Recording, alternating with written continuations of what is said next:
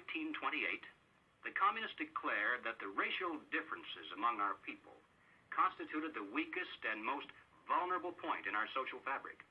By constantly probing and straining at this one spot, they calculated that eventually the cloth could be torn apart and that Americans could be divided, weakened, and perhaps even set against each other in open combat. We mustn't kid ourselves into thinking that the communists have placed their agitators only into the black communities.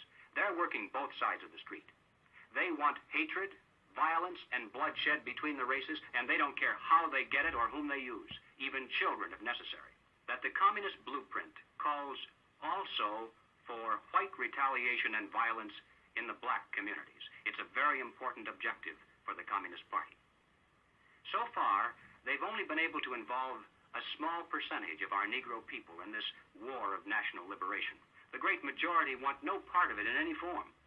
But the one sure way to change that is to have white vigilante groups striking into the Negro sections, supposedly to seek revenge. Ladies and gentlemen, the plans and preparations for a communist revolution of force and violence are far advanced. The organization behind these preparations has almost unlimited financial resources, and it provides both training and leadership based upon years of experience in many other countries. Our enemies are deadly serious about their task, and it's nothing short of national suicide for us to continue to ignore their plans and their progress. The strategy of the proletarian revolution calls for the quiet conversion of our government into a communist regime, but under the banner of socialism. Well, what is socialism? All right, let's define it. According to the dictionary, socialism is a political concept based upon the principle of government ownership and control of property, the means of production, and the avenues of commerce. Under socialism, those who run the government, and the communists are confident that in America they eventually will be the ones who do so.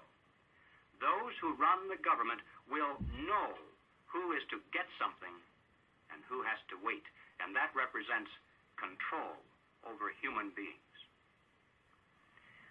What has all this to do with the communist revolution in America? Well, ladies and gentlemen, it has everything to do with it, because the building of socialism is the communist revolution in America. It represents the process whereby our country can be moved gradually toward communism without the people even being aware of it. No matter what grievance we may have, real or imagined, no matter what national problems we may face, the communists seize upon these as excuses to build socialism. They have one and only one solution for all problems: more government, and then more and more until it's total government. And forgive me for saying it one more time, total government is communism.